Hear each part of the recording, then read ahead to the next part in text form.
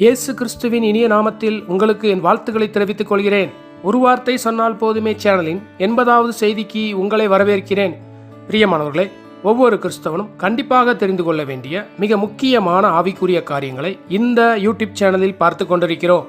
அவற்றில் உன்னத பாட்டு புஸ்தகத்தில் உள்ள ஆவிக்குரிய வெளிப்பாடுகளும் உள்ளடங்கும். நாம் செய்தி 74 உன்னத பாட்டு புத்தகத்தின் உள்ளடக்கம் கிறிஸ்துவுக்கும் சபைக்கும் உள்ள தெய்வீக காதல் என்ற ஒரு அறிமுகத்தை பார்த்தோம். அதைத் தொடர்ந்து செய்தி 75 முதல் 79 வரை உன்னத பாட்டு புத்தகத்தில் உள்ள கிறிஸ்துவின் நேசரின் அனுபவத்தின் 4 படிகளை நிலைமைகளை பார்த்தோம். இவ்வாறு 6 செய்திகளில் உன்னத பாட்டு புத்தகத்தின் 6 அதிகாரங்களை பார்த்து விட்டோம். 6ஆம் அதிகாரத்தின் இறுதியில் சாலோமோனின் மறுபாதியாகிய சாலோமோனின் பெண்பாலை குறிக்கும் சூலமித்தியாலை பார்க்கின்றோம். அதாவது கிறிஸ்துவை குறிக்கின்ற சாலமோனும் ஜெயங்கொண்ட விசுவாசிகளை குறிக்கின்ற சூலமித்தியாலும் புதிய எருசலேமை அடையாளப்படுத்தும் பிரபஞ்சமளாவிய ஒப்பற்ற ஒரு காதல் தம்பதியை பார்க்கின்றோம். அதாவது வேதாகமானது ஒரு ஆதாமுக்கும் ஏவாளுக்கும் நடைபெற்ற திருமணத்தில் ஆரம்பித்து கிறிஸ்துவுக்கும் சபைக்கும் இந்த யுகத்தில் இறுதியில் நடைபெறும் திருமணத்தில் முடிவடைகிறது. இது ஒரு பக்கத்தில் வேதம் சொல்கிறபடி கிறிஸ்துவின் இலக்கை அடைந்தாயிற்று. அதற்கு பின்பு வேறு என்ன இருக்க முடியும்? ஏன் உன்னத பாட்டு புத்தகம் 6ஆம் அதிகாரத்தோடு முடியவில்லை என்று நினைக்க தோன்றுகிறது. இதற்கான கேள்விகளை நாம் 7 மற்றும் 8ஆம் அதிகாரத்தில் பார்க்க போகின்றோம். இன்று இந்த செய்தியின் மூலமாக 7ஆம் அதிகாரத்தில் உள்ள காரியங்களை பார்க்க போகின்றோம். எனவே அதற்கு முன்பதாக சற்று நேரம் செலவழித்து உன்னத பாட்டு புத்தகம் 7ஆம் அதிகாரம் முழுவதையும் வாசிக்கும்படியாக கேட்டுக்கொள்கிறேன். ஒரு கிராமத்து பெண், அதாவது ஒரு விசுவாசி, ஜீவனில் வளர்ந்து கிறிஸ்துவின் மறுபாதியாகிய சூலமித்தியாளாக மாறிவிட்ட பின்பு கிறிஸ்துவோடு சேர்ந்து உழைக்க அல்லது வேலை செய்ய, ஊழியம் செய்ய வேண்டிய தேவை இருக்கிறது. கிறிஸ்து இந்த பூமியில் எதை செய்ய வேண்டும் என்று விரும்புகின்றாரோ அவற்றையெல்லாம் அவரோடு சேர்ந்து செய்ய ஒரு கூட்டாளியாக, ஒரு உடன் வேலைக்காரராக சூலமித்தியாள் இருக்கிறாள். உன்னத பாட்டு 7ஆம் அதிகாரம் 1 முதல் 9ஆம் வசனம் வரை சூலமித்தியாள் அவரோடு சேர்ந்து ஊழியம் செய்ய பயிற்றுவிக்கப்பட்டு திறனளிக்கப்படுவதை பார்க்கிறோம். வசனம் சொல்லுகிறது, உன்னத பாட்டு 7:1, ராஜகுமாரத்தியே, பாதரட்சைகளிட்ட உன் பாதங்கள் மிகவும் அழகாயிருக்கிறது. உன் இடுப்பின் வடிவு விசித்திர தொழிற்காரரின் வேலையாகிய பூஷணம் போல் இருக்கிறது. இங்கு சொல்லப்பட்ட பாதரட்சைகளிட்ட உன் பாதங்கள் மிகவும் அழகாயிருக்கிறது என்பது சுவிசேஷம் அறிவிப்பதை ஆவியானவர் மனமுவந்து பாராட்டுவதை பார்க்கிறோம். இதே காரியத்தை பவுலும் குறிப்பிடுகிறார். ரோமர் 10:15, அனுப்பப்படாவிட்டால் எப்படி பிரசங்கிப்பார்கள்? சமாதானத்தை கூறி நற்காரியங்களை சுவிசேஷமாய் அறிவிக்கிறவர்களுடைய பாதங்கள் எவ்வளவு அழகானவைகள் என்று எழுதியிருக்கிறதே. அடுத்து இங்கு சொல்லப்பட்ட விசித்திர தொழிற்காரரின் வேலை என்பது ஆவியானவரின் மறுசாயலாக்கும் வேலையையும் மற்றும் அதற்கு உறுதியாக நின்று ஒத்துழைப்பதையும் குறிப்பிடுகிறது. இதே காரியத்தை பவுலும் குறிப்பிடுகிறார். 2 கொரிந்தியர் 3:18, நாமெல்லாரும் திறந்த முகமாய் கர்த்தருடைய மகிமையை கண்ணாடியிலே காண்கிறது போல கண்டு ஆவியாயிருக்கிற கர்த்தரால் அந்த சாயலாகத்தானே மகிமையின் மேல் மகிமையடைந்து மறுரூபப்படுகிறோம். அடுத்த வசனம் உன்னத பாட்டு 7:2, உன் நாவி திராட்சரசம் நிறைந்த வட்ட கலசம் போல் இருக்கிறது. உன் வயிறு லீலி புஷ்பங்கள் சூழ்ந்த கோதுமை அம்பாரம் போல் இருக்கிறது. யோவான் 6:53-54 வசனங்களில் பார்க்கிறபடி கிறிஸ்துவை புசித்து அவருடைய இரத்தத்தை பானம் பண்ணி அதன் மூலம் நித்திய ஜீவனால் நிரப்பப்பட்ட உள்ளான ஆழ்த்தத்துவத்தை, அதாவது உள்ளான பகுதிகளை வர்ணிப்பதை இந்த வசனத்தில் பார்க்கின்றோம். பிரியமானவர்களே, கிறிஸ்துவை புசிப்பதையும் அவரை குடிப்பதையும் இடைவிடாமல் செய்ய வேண்டும். அது நம்முடைய மனம், உணர்ச்சி, சித்தம், மனசாட்சி, உள்ளுணர்வு, ஐக்கியம் என்ற அனைத்து உள்ளான பகுதிகளையும் ஜீவனை கொண்டு நிரப்புகிறது. இவ்வாறு நம் அகம், உள்ளம் ஜீவனால் நிரம்பி இருக்கும் பொழுது நாம் பேசுகின்ற ஒவ்வொரு வார்த்தைகளும் ஜீவனால் நிறைந்ததாக இருக்கும். பல வேளைகளில் நாம் பேசுகின்ற சுவிசேஷ வார்த்தைகள் பெரிய தாக்கத்தை ஏற்படுத்தாததற்கு மிக முக்கியமான காரணம் நம்முடைய உள்ளான பகுதிகள் ஜீவனால் நிறைந்திருக்கவில்லை. நாம் ஆழமான வேத பகுதிகளை சொல்லியோ கிறிஸ்துவின் மரணப்பாடுகளை விளக்கியும் பல வார்த்தைகளின் தொகுப்பை கொண்டு, வார்த்தை ஜாலங்களை கொண்டு சப்தமாகவோ தழுதழுத்த குரலில் பேசினாலோ என்று எப்படி பேசினாலும் தாக்கம் ஏற்படவில்லை. அப்படி என்றால் அதற்கு மிக முக்கிய காரணம், முதலாவது, பேசுகின்ற ஊழியம் செய்கின்ற நபர் அவருடைய உள்ளான பகுதிகள் கிறிஸ்துவின் வார்த்தைகளை கொண்டும் ஆவியானவரை கொண்டும் நிரப்பப்படவில்லை என்பதை குறிக்கிறது. சகோதர சகோதரிகளே, நாம் கடந்த காலங்களில் எவ்வாறு பேசினோம், அது எப்படிப்பட்ட தாக்கத்தை ஏற்படுத்தியது என்பது காரியமல்ல. இன்று ஒவ்வொரு நாளும் நம்முடைய உள்ளான பகுதிகள் ஜீவனாலும் ஆவியானவராலும் நிறைந்திருக்கிறதா என்று நம்மை சோதித்து அறிந்து தேவ சமூகத்தில் வேத வார்த்தையின் மூலமாக ஜீவனையும் ஆவியானவரையும் பெற்றுக்கொள்ள ஒருபோதும் மறந்துவிடக்கூடாது. வேதம் சொல்லுகிறது, உள்ளத்தின் நிறைவினால் வாய் பேசும். மேலும் உலகம் சொல்லுகிறது, அகத்தின் அழகு முகத்தில் தெரியும். சட்டியில் இருந்தால்தான் அகப்பையில் வரும் என்பதும் எல்லாருக்கும் பொருந்தும். எனவே புறம்பான காரியங்களுக்கு நாம் கொடுக்கின்ற முக்கியத்துவத்தை விட நம் உள்ளான பகுதிகளின் நிரப்பீட்டிற்கு நாம் அதிகமான முக்கியத்துவம் கொடுக்க வேண்டும். இவ்வாறு நம் உள்ளான பகுதிகள் ஜீவனால் நிறைந்திருந்தால் நாம் பேசுகின்ற ஒவ்வொரு வார்த்தைகளும் அதை கேட்கின்ற நபர்களுக்கு சமாதானத்தை, சந்தோஷத்தை, அமைதியை, ஆறுதலை, புத்துணர்ச்சியை, நம்பிக்கையை கொண்டு வரும். சரி, அடுத்த வசனத்தை வாசிப்போம். உன்னதப்பாட்டு 7:3. உன் 2 ஸ்தனங்களும் வெளிமானின் இரட்டை குட்டிகளுக்கு சமானமாயிருக்கிறது. கிறிஸ்துவின் விசுவாசியாகிய காதலின் 2 மடங்கு பலப்படுத்தப்பட்ட மற்றும் தூய்மையான நம்பிக்கை நிறைந்த சாட்சியின் வாழ்க்கையை அவன் கொண்டிருக்கும் மென்மையான விசுவாசம் மற்றும் அன்பின் அழகை இந்த வசனம் விவரிக்கிறது. பிரியமானவர்களே, அன்பும் விசுவாசமும் சேர்ந்தே செல்லுகிறது என்பதை நீங்கள் குறித்து கொள்ளவும். வசனம் சொல்கிறது, கலாத்தியர் 5:6, அன்பினால் கிரியை செய்கிற விசுவாசமே உதவும். 1 தீமோத்தேயு 1:14, நம்முடைய கர்த்தரின் கிருபை கிறிஸ்து இயேசுவின் மேலுள்ள விசுவாசத்தோடும் அன்போடும் கூட என்னிடத்தில் பரிபூர்ணமாய் பெருகிற்று. சகோதர சகோதரிகளே, நாம் இப்படிப்பட்ட அன்பும் விசுவாசமும் கொண்ட ஒரு தூய்மையான அணுகுமுறையை மற்றும் பலமான கிறிஸ்துவின் மீதான நம்பிக்கையை கொண்டவர்களாக இருக்கின்றோமா என்று சற்று ஆராய்ந்து பார்க்க வேண்டும். அதாவது அன்பும் விசுவாசமும் ஒன்றுக்கொன்று தொடர்புடையதாக இருக்கிறது. இந்த இரண்டும் இல்லாமல் அல்லது ஏதேனும் ஒன்றை கொண்டு நாம் கிறிஸ்துவின் உடன் வேலையாளாக சுவிசேஷ வேலையை செய்ய முடியாது. நாம் இந்த இரண்டில் ஒன்றை தவறவிட்டு என்னதான் சுவிசேஷ வேலைகளில் ஈடுபட்டாலும் அதில் எந்த தாக்கமும் ஏற்படாது. எனவே இங்கு சொல்லப்பட்ட இந்த குறிப்பானது மிக மிக முக்கியமானது. கிறிஸ்துவை புசிப்பதினால், குடிப்பதினால் அவருடைய அன்பு நமக்குள் ஊற்றப்பட வேண்டும் மற்றும் விசுவாசம் வர்த்திக்க பண்ணப்பட வேண்டும். இவ்வாறு அன்பும் விசுவாசம் நிறைந்த நபர்களாய் நாம் இருக்கும் பொழுது நம்மிடம் ஒரு தூய்மையான, பாதுகாப்பான, 2 மடங்கு பலமான ஒரு பிரசன்னம் இருப்பதை மற்றவர்கள் உணர்வார்கள். அது நாம் சந்திக்கின்ற ஒவ்வொருவருக்குள்ளும் ஒரு தாக்கத்தை ஏற்படுத்தி, ஒருவேளை அவர்கள் பாவிகள் என்றால் கிறிஸ்துவை சொந்த இரட்சகராக ஏற்றுக்கொள்வார்கள், அல்லது அவர்கள் புதிய விசுவாசிகள் என்றால் இன்னும் அதிகமாய் கிறிஸ்துவிடம் நெருங்கி சேருவார்கள். எனவே ஒரு பாவி ரட்சிக்கப்படவும், நம்மை பார்த்து புதிய விசுவாசிகள் கிறிஸ்துவை ஆசையாய் பின்தொடரவும் நாம் என்ன பேசுகிறோம் என்பதோ, எப்படி அவர்களை உபசரிக்கிறோம் என்பதோ, எப்படி அவர்கள் சத்தியத்தை அழகாக புரிந்து கொள்ளும்படியாக விளக்குகிறோம் என்பதோ, ஒரு நேர்த்தியான வேதாகம் வியாக்கியானத்தை கொடுத்தோம் என்பதோ உதவாது. மாறாக விசுவாசம் மற்றும் அன்பினால் தூய்மையான பிரசன்னத்தை கொண்ட நம்முடைய அனுபவமே, சாட்சியின் வாழ்க்கையே கிறிஸ்து விரும்புகின்ற, கிறிஸ்து திட்டமிட்ட ஒரு ஊழியத்தை அல்லது சுவிசேஷ வேலையை நம் மூலமாக நிறைவேற்ற முடியும் என்பதை ஒருபோதும் மறந்துவிடக்கூடாது. எனவே உன்னதப்பாட்டு 7ஆம் அதிகாரம் 3ஆம் வசனத்தை புறக்கணிக்காமல் அதன் ஆழத்தை உணர்ந்து தேவனுக்கு நன்றிகளை ஏறெடுப்போம். ஆமேன். அடுத்த வசனம் உன்னதப்பாட்டு 7:4, உன் கழுத்து யானை தந்தத்தினால் செய்த கோபுரத்தைப் போலவும், உன் கண்கள் எஸ்போனிலே பத்ரபீம் வாசலண்டையில் இருக்கும் குளங்களைப் போலவும், உன் மூக்கு தமஸ்குவின் திசையை நோக்கும் லீபனோனின் கோபுரத்தைப் போலவும் இருக்கிறது. இங்கு சொல்லப்பட்ட கழுத்தை பற்றிய காரியம், சூலமித்தியாளாகிய விசுவாசி ஆவியானவருக்கு பணிந்தடங்கக்கூடிய சித்தத்தை எப்பொழுதும் கொண்டிருக்கிறாள் என்று வர்ணிப்பதை நாம் பார்க்கிறோம். பிரியமானவர்களே, கிறிஸ்துவோடு நாம் அவருடைய ஊழியத்தை நிறைவேற்ற முற்றுமுடிய கீழ்ப்படிதலோடு பணிந்தடங்குகிற சித்தத்தை கொண்டிருக்க வேண்டும்.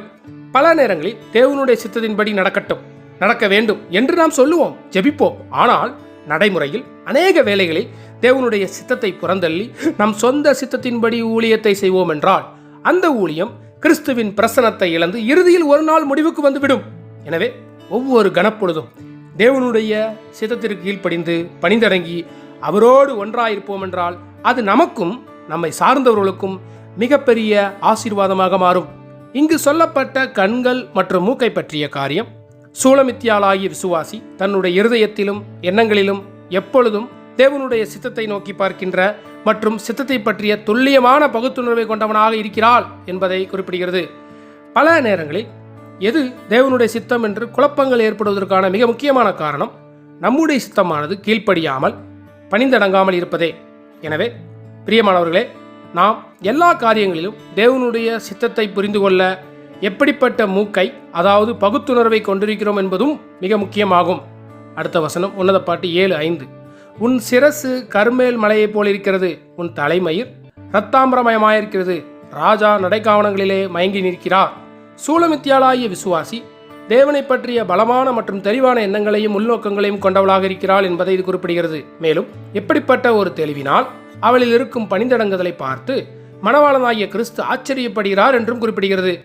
சகோதர சகோதரிகளே, ஊழிய பாதையிலே கிறிஸ்து நம்மை பார்த்து ஆச்சரியப்படும் வகையில், பாராட்டும் வகையில் நம்முடைய மன ஓட்டங்களும் உள்நோக்கங்களும் இருக்க வேண்டும்.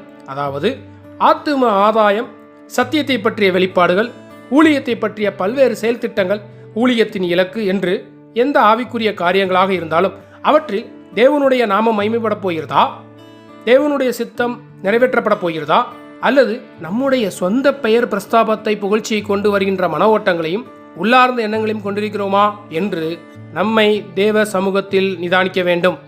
அடுத்து உன்னத பாட்டு 7ஆம் அதிகாரம் 6 முதல் 9 வசனம் வரை சூலமித்தியாளாகிய விசுவாசி கிறிஸ்துவின் அளவை வந்தடைந்த முதிர்ச்சியின் மூலம் தான் மாத்திரமல்ல அநேக விசுவாசிகளையும் கிறிஸ்துவின் ஜீவனில் வளரவும் முதிர்ச்சி அடையவும் வழிநடத்துவதை குறிப்பிடுகிறது. மேலும் 9ஆம் வசனத்தில் சொல்லப்பட்ட உன் தொண்டை என் நேசர் குடிக்கையில் மெதுவாய் இறங்குகிறதும் என்பது நம்மோடு சேர்ந்து கிறிஸ்துவை ஊழியம் செய்கின்ற சக ஊழியர்களும் சக சுவிசேஷர்களும் சக விசுவாச நண்பர்களும் உத்வேகம் அடைந்து மிக மனமகிழ்ச்சியோடு ஊழிய பாதையில் பயணிக்கும் வகையில் நம் வாழ்க்கை, நம் அணுகுமுறை இருக்க வேண்டும் என்பதையும் குறிப்பிடுகிறது. அடுத்த வசனம் உன்னத பாட்டு 7:10. நான் என் நேசருடையவள், அவர் பிரியம் என் மேல் இருக்கிறது. சூலமித்தியாளாகிய விசுவாசி நான் இனிமேல் எனக்குரியவன் அல்ல, மாறாக கிறிஸ்துவின் சித்தத்திற்கே விருப்பத்திற்கே அவருக்கே சொந்தமானவன் என்று இந்த வசனம் குறிப்பிடுவதை பார்க்கின்றோம். அடுத்த வசனம் உன்னத பாட்டு 7:11. வாரும் என் நேசரே, வயல்வெளியில் போய் கிராமங்களில் தங்குவோம். இங்கு சூலமித்தியாளாகிய விசுவாசி கிறிஸ்துவிற்காக பாரங்கும் ஊழியம் செய்ய பரதேசியாக அலைந்து செல்ல ஆயத்தமாக இருப்பதை பார்க்கின்றோம். கிறிஸ்துவின் ஊழியர் ஒரு குறிப்பிட்ட இடத்தை மாத்திரம் சார்ந்தவராக அங்கு மாத்திரமே ஊழியம் செய்ய அழைக்கப்பட்டேன் என்பதாக இருக்கக்கூடாது. நம்முடைய ஆசை, சொந்த கருத்து, சொந்த விருப்பம் என்று எல்லாவற்றையும் தவிர்த்து கிறிஸ்து எங்கே போக சொல்கிறாரோ அங்கே சென்று ஊழியத்தின் எந்த பகுதியை செய்ய வேண்டும் என்று விரும்புகிறாரோ அதை நிறைவேற்ற ஆயத்தமாக இருக்க வேண்டும்.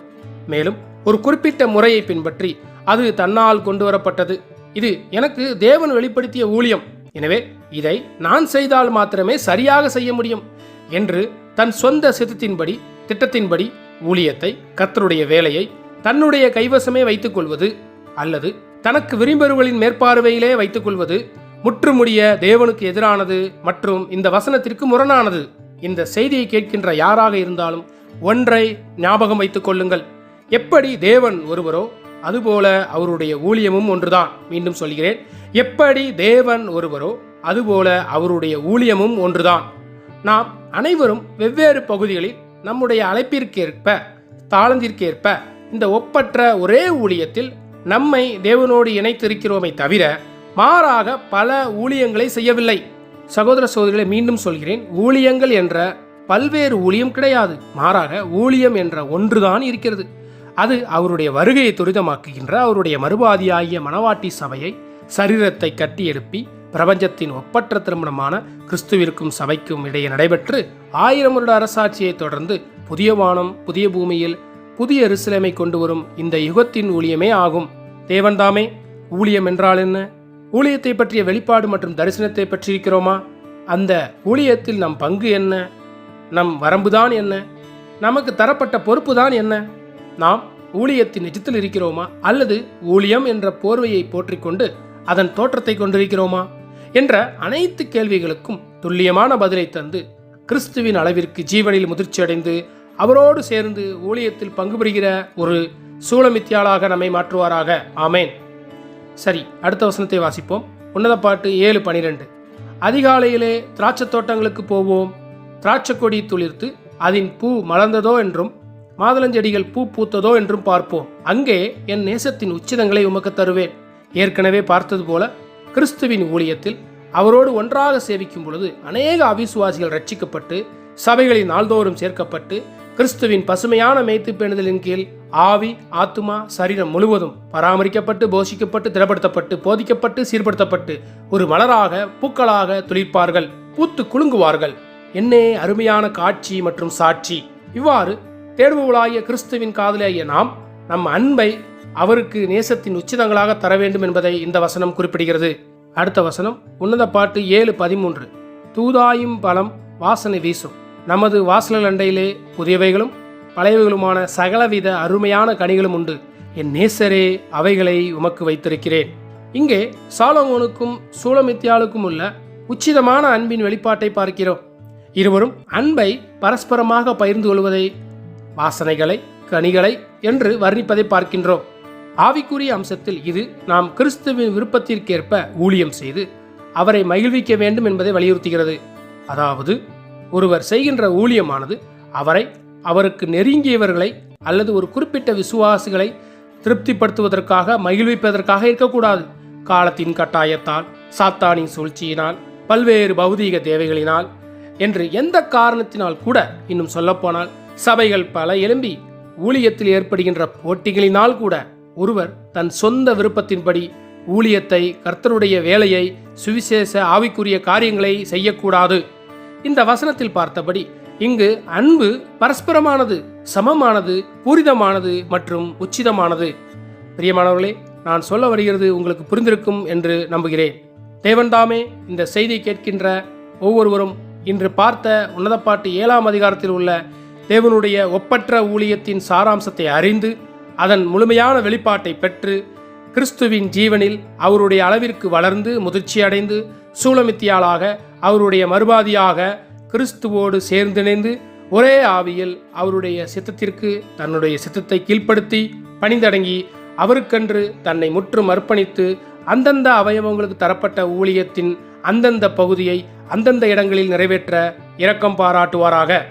மேலும் பிரியமானவர்களே, இவ்வாறு ஆழமான உச்சிதமான ஆவிக்குரிய காரியங்கள் உன்னத பாட்டு புத்தகத்தின் மூலமாக நம்மை வந்தடைய தேவன் பாராட்டிய கிருபைக்காய் ஒரு விசை அவரை துதிப்போமாக. மேலும் இந்த செய்தியில் பார்க்கின்ற காரியங்கள் எல்லாம் ஒரு சுருக்கமான விளக்கமாகும். எனவே தனிப்பட்ட முறையில் நேரத்தை ஒதுக்கி இந்த வேத பகுதியை தியானித்து அதன் ஆழத்திற்குள் நுழைந்து கிறிஸ்துவோடு அவருடைய அன்பை பகிர்ந்து கொள்வோம். அவருடைய முழுமையான அன்பிற்கு பாத்திரராக மாறுவோமாக. எல்லா புகழும் துதியும் கனமும் திரியேக தேவனுக்கே. ஆமென்.